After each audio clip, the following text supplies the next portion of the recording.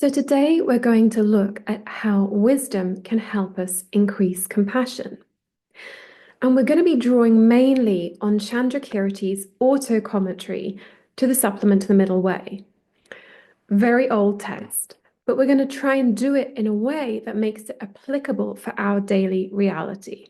So there'll be a few technical terms. There always is with the ancient texts, but we're really going to try and see how we can make this relevant in our daily lives. Because we all have compassion. All of us have some measure of compassion. And we see this, even strangers rescuing people they don't know from a burning building, or animals rescuing other animals. If we think about it, compassion is one of the most incredible things we have in our world. And the texts say it's something every living being has, and it's something we can increase.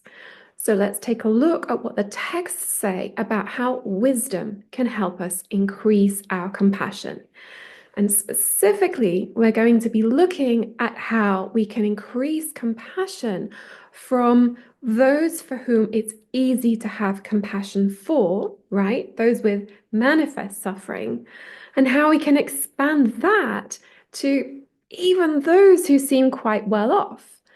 And then further to those we might not want to have compassion for at all. You might ask, why would anyone want to do that? Well, whether you're practicing a Theravada path, aiming to develop immeasurable compassion, or the Mahayana path, wanting to become a bodhisattva, compassion is the indispensable cause for that. So, as much as possible, we're trying to increase our compassion, and the purpose of this talk is to look at how wisdom can help us do that. Okay, so let's get into it. So, in Chandrakirti's commentary on the supplement to the Middle Way, he talks about three types of compassion, depending on three levels of wisdom. And the first compassion is the compassion that we all have. It's just compassion observing sentient beings. Everyone is said to have that. It's part of our nature. It's part of, it's the analogy given is we are all of us a bit of a mix, if we're honest. We have gold and the mud. And we're just like gold fallen in mud. We have our qualities and a bit of mud around it, but the gold is still there. Whatever problems or disturbing emotions we have, we all have at our core this gold that, given a bit of polishing, can shine. And so we see this in the world.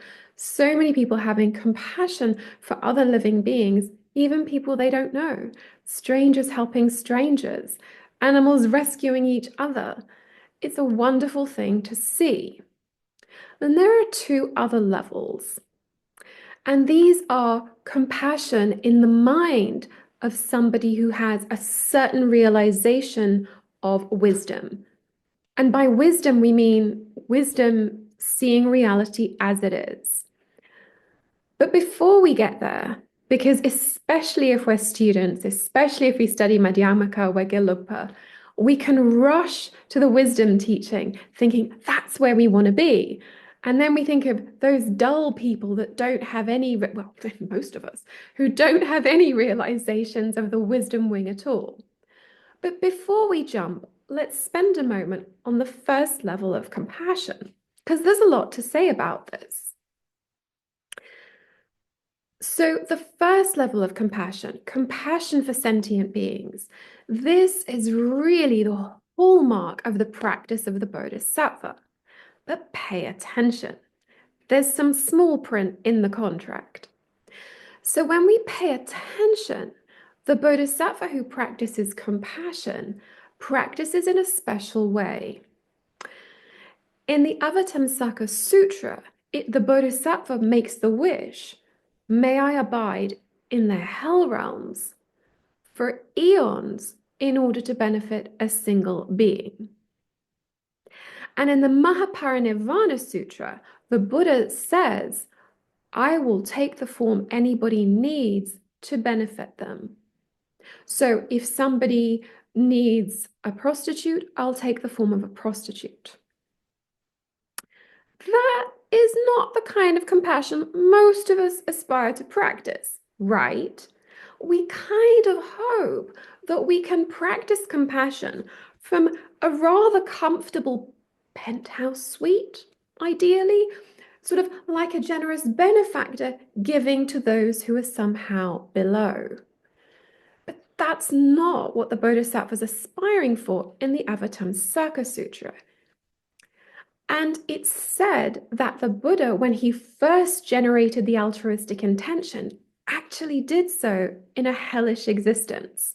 He was pulling a cart, it must have been very heavy and very unpleasant.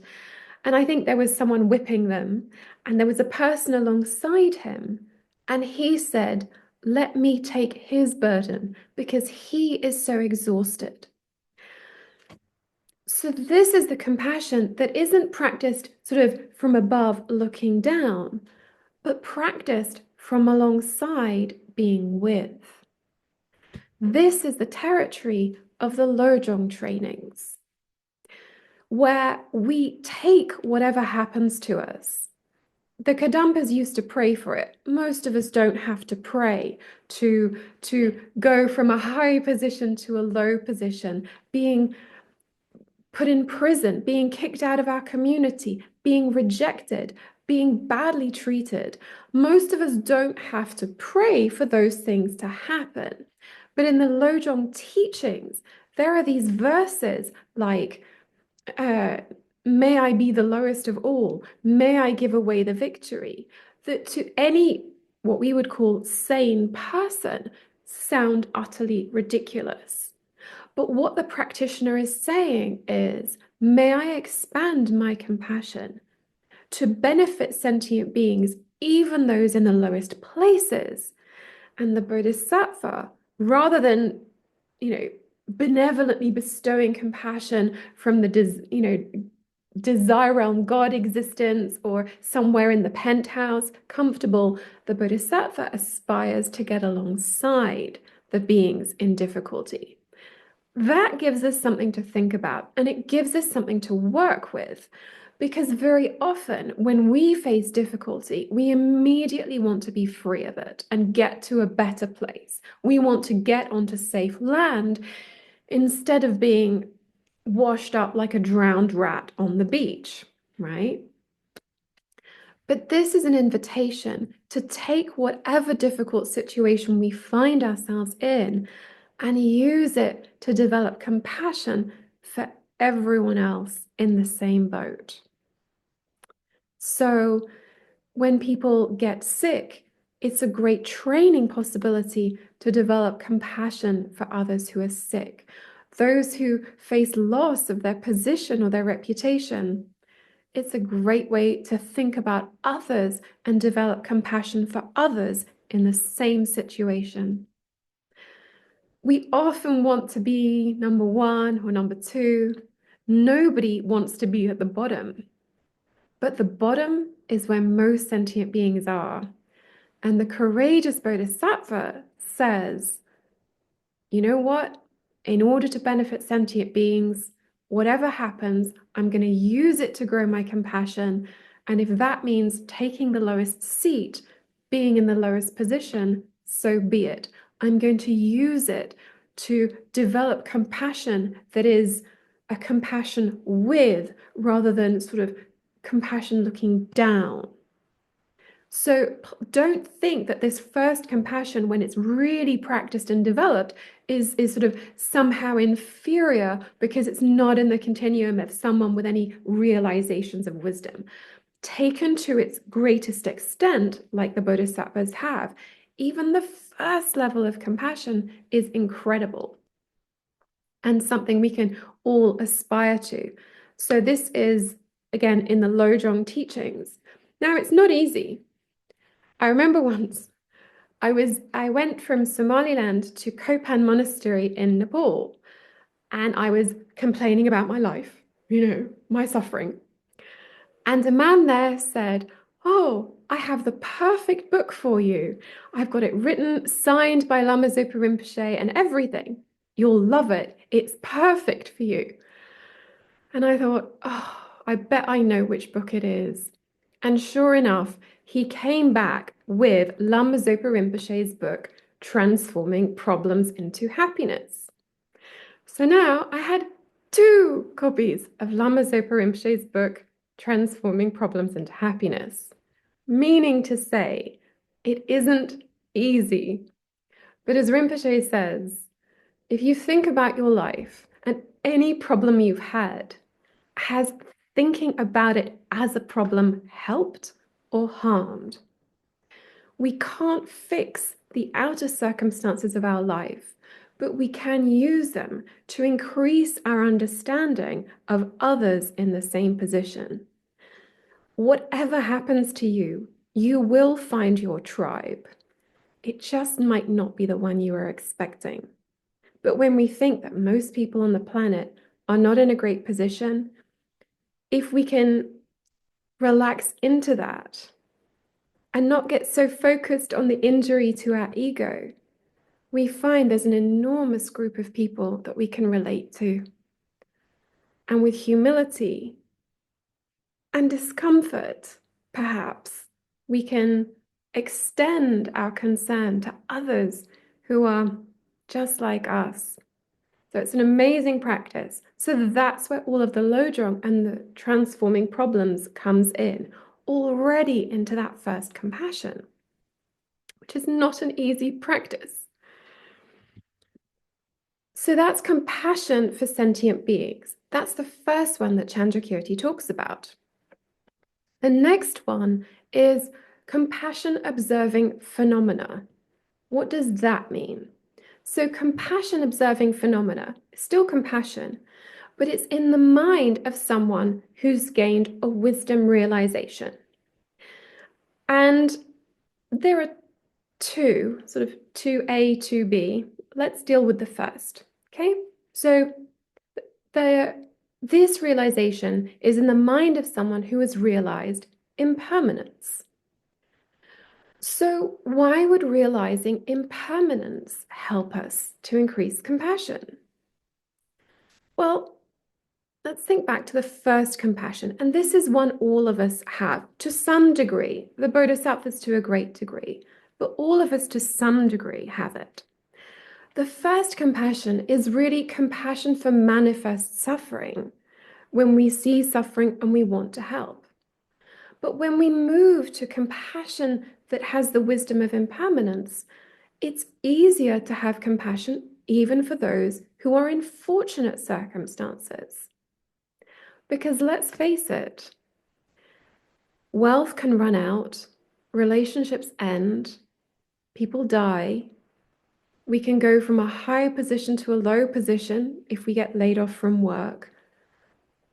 All kinds of sickness, good situations ending. This can happen to anyone, and it often does. If we really look at the fortunate, we'll see that they're not free from grief, sickness, aging, death. On the contrary. But what do? We don't see that. So when something happens to a rich celebrity or, you see it in the newspapers. People are almost rejoicing. Oh, fantastic. Finally, they come down a peg or two. But when we have a wisdom understanding impermanence, that things are changing moment by moment, nothing is going to last forever, then actually we can see that they experience suffering too. Not only that, from a karmic perspective, someone who's in a very fortunate position, perhaps their merit from practicing generosity ripens and they're very rich. But everything we experience is ripened results. And as Shantideva says, whatever I experience will become a memory. What is past won't be seen again.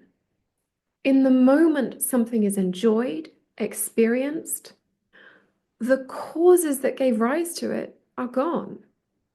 The merit, gone. The positive potential accumulated over lifetimes, gone. And what's left? It's like someone, your friend, going to the casino and spending all their inheritance. Is that a good idea? Wouldn't we want them to use their good position for something positive, to create the seeds of a better future? Wouldn't we hope that they do something to benefit themselves and others so that they can have a good continuity? When we understand that every produced phenomenon is momentary, in the moment it's experienced, the cause is gone, never to be seen again, we understand that whatever karma gave rise to it is finished. And if that person isn't wise and they don't invest, then very soon they could be left with nothing. So, with compassion, we might encourage that person to practice ethics, practice the causes of a good future so that they don't just use up all the good stuff and be left with nothing. This life is short.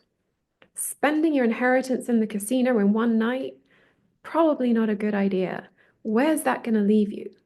When we understand impermanence, it helps us to increase our compassion even for those who are fortunate, because it can end in an instant.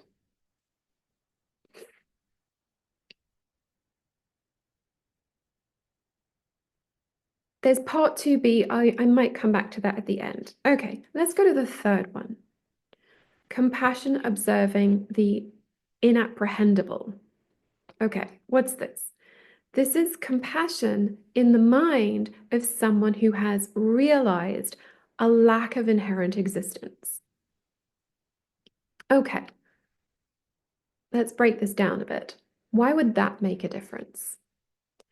So we know that the meaning of emptiness is dependent arising. So I'm going to talk about dependent arising a bit to make this third one a bit more accessible. Okay, let's look at what we normally do. We normally divide the world into friend, enemy, stranger. And on the basis of an action, we very quickly assign an identity to someone and stay fixed as if that were their essence. I'll give you an example. Let's say somebody kills. So they could be 60, 70 years old, and then one day they kill someone. Now they become a murderer, right? And that sort of becomes their identity. We hold to it. Or they steal, and now they are a thief. And in a way, we give them that label, we adhere to it as if that was some true, real part of their identity, and then we mentally put them in prison and push them away. I'll give you an example.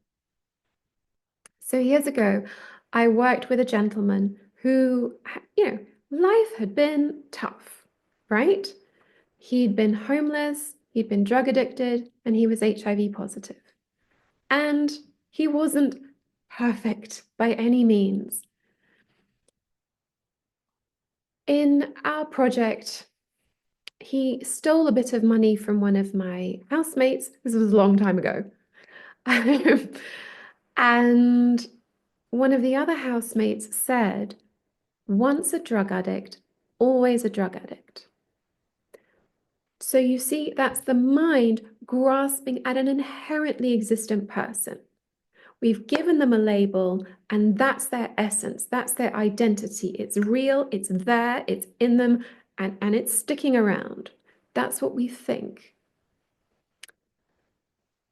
So what happened? Well, it's true he had done what he'd done, but that was dependently arisen, dependent on causes and conditions. But then somebody saw something in him. He got help. What does help mean in this context? Help means he got new causes and conditions to help him get a different result. And he started going into schools and teaching and inspiring young people to not go down the path he had. And he was thriving and flourishing. He was literally radiant, joyful almost. And he said, I'm not grateful for this illness as such, but I've discovered a new lease of life, helping and inspiring others. When we have a wisdom, understanding dependent arising, that in dependence on causes and conditions, you get one result. In dependence upon other causes and conditions, you get a different result. Now we have the compassion that is willing to work with those we find ugly, reprehensible, and unwanted. Because we understand that given different causes and conditions, they can generate a different result. But if we have ignorance, grasping at an inherently existent identity, we're never going to give them the chance. Their identity is fixed, it's there, it's in them, it's their nature. And now we reject, push away, condemn. You get the idea.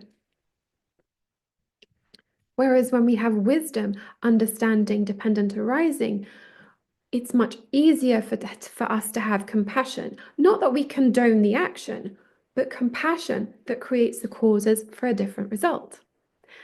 And in fact, this man spoke to the press once.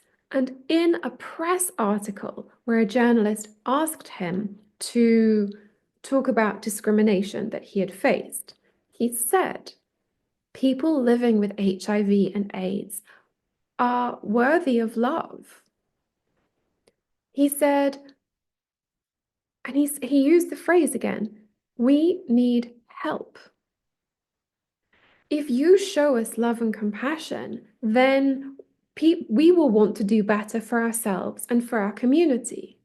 But if you treat us, people with HIV and AIDS, like we're nothing, well, then people will get mad and upset and do all kinds of things. They might even want to infect others. Dependent arising. Independence upon one set of causes and conditions, one result. Independence upon another set of causes and conditions, a different result. So this kind of wisdom, even if we don't have it fully qualified, with this wisdom thinking about cause, effect, dependent arising, we're less liable to mentally put someone in jail and throw away the key. We might not like where they are right now, but we're willing to give them a second chance and to give them help to help them achieve a different result.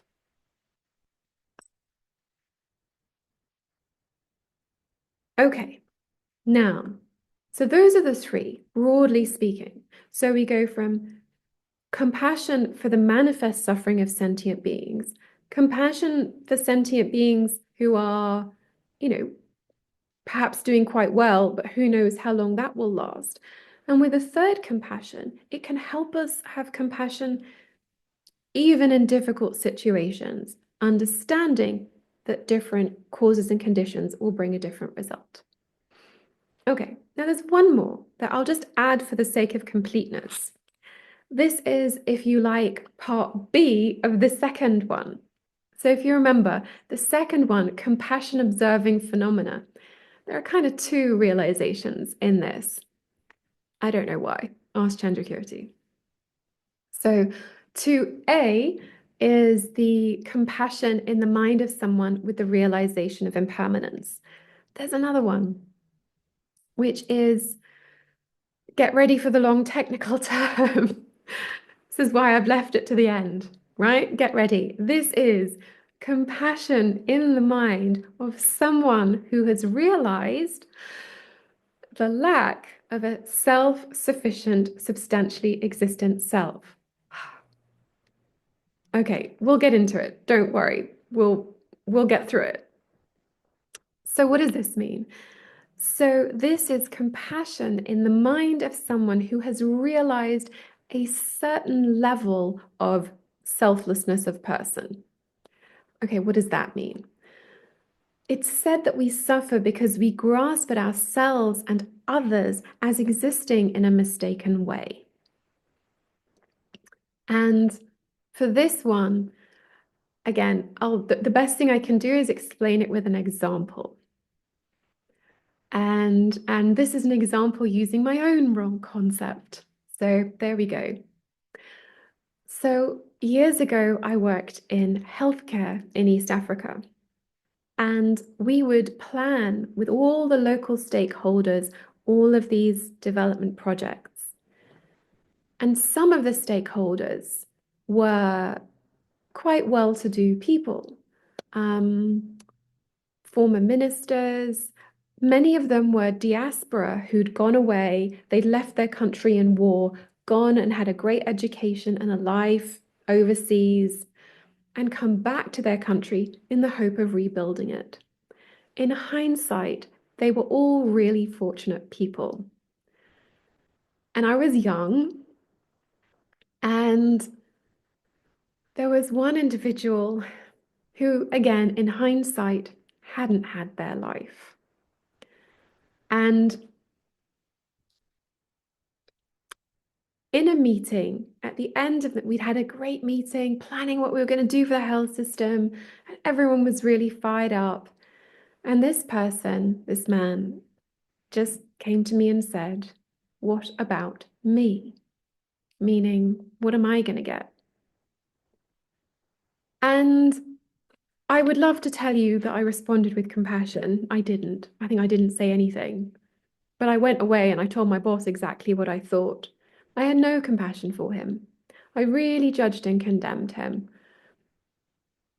Why? What was I doing? You see, that man was doing the best he could with what he had. His sense of self was based on his aggregates: mind, body, experience, imprints. He couldn't be anything other than he was because he didn't have the causes and conditions. When we imagine, when we conceive a self-sufficient, substantially existent self, what's the mistake? Self-sufficient means a self that's kind of the boss. So when we say my mind, my body, it's like there's a boss. There's a self in the aggregates, but it's kind of the boss. But the substantially existent part is key here. When we think something is substantially existent, it exists without anything else needing to appear to our mind first. Now, in reality, in order for us to label someone as a person, usually their body has to appear to us first, right? That's their form aggregate. And then we can designate the person. Thinking that there's some person that can appear to our mind independent of the aggregates like that, that's a substantially existent person. So what was I doing with this poor man? I was expecting him to behave as if he had everybody else's aggregates. And I was throwing in a bit of my own expectations for good measure. I wasn't seeing him as he was. I wasn't seeing him dependent on his environment, his circumstances. I was expecting from him the behavior of someone far more fortunate, and that that fortunate person would live up to my expectations. If I had had more wisdom, I would have seen a person dependent on their aggregates, their mind, their body, their imprints, their karma. And that's not what I was doing. So the wisdom that understands that there isn't this self-sufficient, substantially existent self would see that the person is dependent on the aggregates. Okay, what would that look like? Lama Zopa Rinpoche gives an example of how to do this meditation. He says, whatever activity you're doing, sitting, speaking, walking, thinking, ask yourself, why do I say I am sitting? I am standing. So right now, I'm sitting. Why do I say I am sitting? Because the body is on the chair. Or if I'm walking, why do I say I am walking? The body is walking. If I'm thinking, why do I say I am thinking? Because my mind is thinking. And this, he says, if we think in this way, asking ourselves, why do I say I am walking, sitting, thinking? He says, if we do this analysis, then we start to loosen the grip. We start to see that this self is designated on the aggregates. And he describes this quite well in chapter 4 of Virtue and Reality. So that's a really helpful meditation to help us start to get in touch with this wisdom, because then we see everybody is doing the best that they can with what they have. They're doing what they do on the basis of the aggregates they have, not the aggregates they don't have. If we have a bit of wisdom understanding that the self is designated on the aggregates of that person, we might be a bit more compassionate. We might think, well, if this person had my aggregates, he'd be like me. But he doesn't, and he isn't. So the more we get in touch with reality, understanding things the way that they actually are, it's said our compassion can increase. So it's helpful for us to remember impermanence, dependent arising. All of this is really fuel for us to try and expand our compassion. Because Chandrakirti says, compassion is important at the beginning. If we want to develop bodhicitta, we've really got to work on our compassion. He says it's important in the middle of our practice so that we don't lose whatever bodhicitta we develop. And it's important at the end when we become Buddhas so that we work for all sentient beings. So I hope that's been helpful, some food for thought. And whatever level we're at, we can practice and we can grow.